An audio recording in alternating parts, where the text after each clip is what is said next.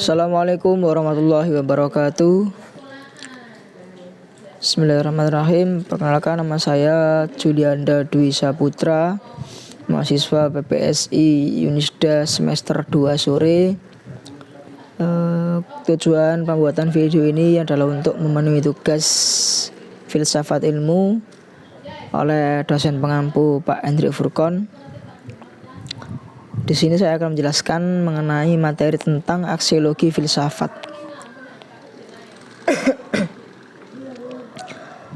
Jadi pada dasarnya filsafat memegang 3 prinsip ya. Yang pertama yakni ontologi, yang kedua epistemologi, dan yang terakhir adalah aksiologi. Jadi pengertian ontologi, epistemologi, dan aksiologi ini adalah beruntun, jadi 3 urutan. Pertama ontologi, yakni pemikiran dasar atau konsep dasar. Jadi seorang filsafat harus memiliki konsep dasar atau angan-angan. Yang kedua epistemologi adalah perencanaan ke depan atau hal-hal yang akan dilakukan. Harus ada pemikiran lebih lanjut dari konsep dasar tadi atau tidak lanjut dari konsep dasar. Yang ketiga ada aksiologi. Jadi ketika kita sudah memiliki konsep dasar dan angan-angan atau hal-hal yang ingin dilakukan, setelah itu ada yang namanya pelaksanaan dan ada yang namanya evaluasi. Jadi pada konteks aksiologi ini kita bisa memahami, bisa mengevaluasi apa yang kita lakukan untuk ke depan atau lebih baik lagi. Jadi melalui ontologi dan epistemologi tadi menghasilkan aksiologi. Nah, di sini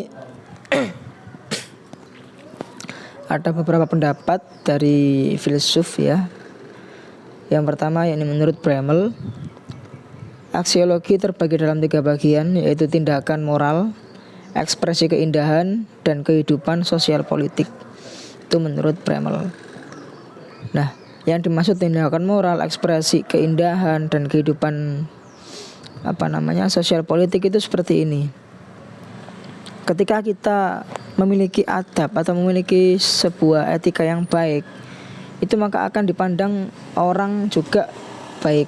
Jadi aksiologinya atau pelaksanaan atau pengevaluasiannya itu juga bisa berdampak baik kepada kita. Ketika kita berbuat baik kepada orang, etika kita bagus, moral kita bagus, maka akan berdampak baik juga kepada kita. Seperti halnya sopan santun, tata krama dalam hal sosial. Dalam hal ini saya contohkan ada seorang anak yang lewat di depan orang tua. Dan seorang anak ini tadi mampu menghormati orang tua tersebut dengan cara apa? Dengan cara dia turun dari sepeda lalu dituntun sepedanya ya. Seperti contoh gambar di atas ya. Nah, itu gambaran anak yang sedang bersepeda terus bertemu seorang orang tua di jalan atau orang yang lebih tua daripadanya, lalu dia menuntun sepedanya, lalu berkata permisi, amit, nun sewu, dan sebagainya. Setelah itu ekspresi keindahan. Jadi ekspresi keindahan ini bisa diartikan sebagai mimik wajah ataupun gerakan-gerakan yang memiliki unsur-unsur keindahan dalam hal kebaikan. Di sini saya simpulkan sebagai berikut ya. Ketika ada teman ngobrol, kita bisa bercanda, bisa tertawa lepas, itu merupakan suatu ekspresi keindahan. Dan yang pastinya kita juga menggunakan teori-teori dalam aksiologi ilmu. Setelah itu kehidupan sosial politik. Nah, di sini paling banyak dikaji oleh oleh filsuf juga, bahwasanya politik ini tidak bisa lepas dari kehidupan, karena sosial politik ini juga berpengaruh pada relasi-relasi yang kita dapatkan, seperti teman, seperti rekan bisnis ataupun sebagainya. Itu juga berdampak baik kepada kita kalau kita bisa mengelolanya dengan baik juga. Selanjutnya menurut Katsov, hakikat nilai dalam aksiologi ilmu itu juga ada beberapa macam. Yang pertama ini subjektivitas, kedua objektivitas logis, dan objektivitas metafis. Jadi bagaimana pandangan kita terhadap aksiologi ilmu ini juga bisa berdampak pada mental kita ataupun pemikiran kita. Seperti objektivitas logis itu seperti halnya kita ini mempelajari sebuah ilmu yang nampak nyata. Jadi logis itu bisa diterima oleh akal dan nalar. Kedua ada objektivitas metafis. Jadi di sini juga ada ilmu-ilmu yang tidak nampak ya, seperti halnya dengan ilmu sains. Jadi kita akan mempelajari mengenai bakteri, kuman, virus yang tidak kasat mata. Jadi metafis ini bukan sekedar hanya hal-hal gaib saja, namun juga hal yang nyata namun tidak dapat dilihat oleh wujud fisiknya. Seperti halnya kita melihat dengan mata langsung tidak bisa, harus melalui alat-alat yang memenuhi kriteria untuk melihat sebuah virus atau kuman tadi. Di sini teman-teman, aksiologi pengetahuan filsafat ini dibagi menjadi dua. Yang pertama ini kegunaan, yang kedua cara filsafat menyelesaikan masalah. Yang pertama kegunaan pengetahuan filsafat, yakni kegunaannya ada 3, dibagi lagi menjadi 3. Yang pertama yakni kegunaan filsafat bagi akidah, yang kedua kegunaan filsafat bagi hukum, yang ketiga kegunaan filsafat bagi bahasa. Yang pertama kegunaan filsafat bagi akidah. Jadi setiap orang ini yang memiliki agama ataupun memiliki suatu kepercayaan atau akidah masing-masing ya, ini penting kita untuk ketahui bahwasanya filsafat ini sangatlah menjadi tolak ukur dalam akidah. Jadi kalau kita tidak berfilsafat dalam akidah, maka kita akan keliru atau melenceng jauh. Filsafat ini juga melahirkan sebuah ilmu. Jadi ilmu yang melahirkan ilmu filsafat ini, namun juga harus berdasar pada pedoman-pedoman yang berlaku. Seperti halnya Islam ini harus berpegang teguh pada Quran dan hadis.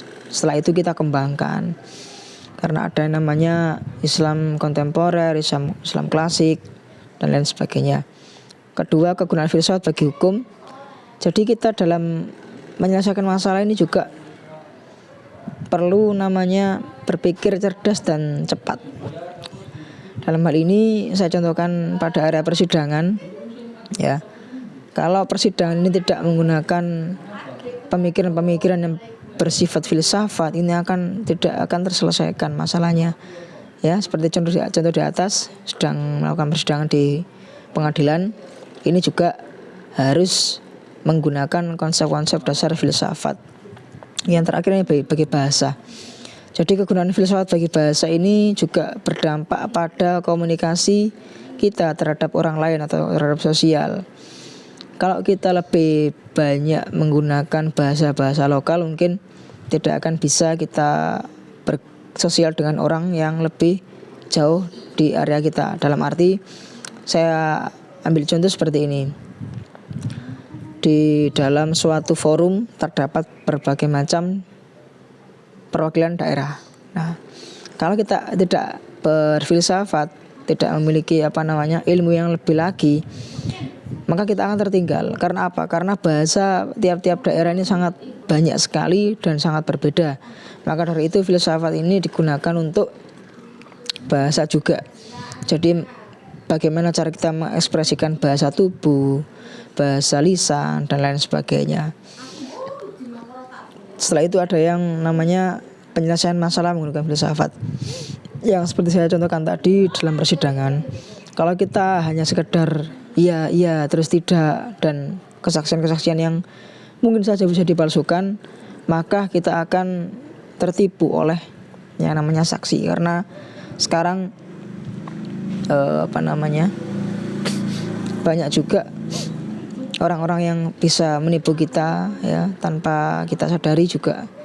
Jadi berfilsafat ini berpikir secara matang dan secara rasional. Kita pikirkan bersama, kita kaji dulu, tidak hanya mengiyakan saja. Nah, contohnya juga dalam persidangan ini kita harus berpikir luas, tidak hanya memandang dari satu aspek, namun memandang dari beberapa aspek yang dikumpulkan menjadi satu data yang valid ya, guna memutuskan suatu permasalahan di persidangan.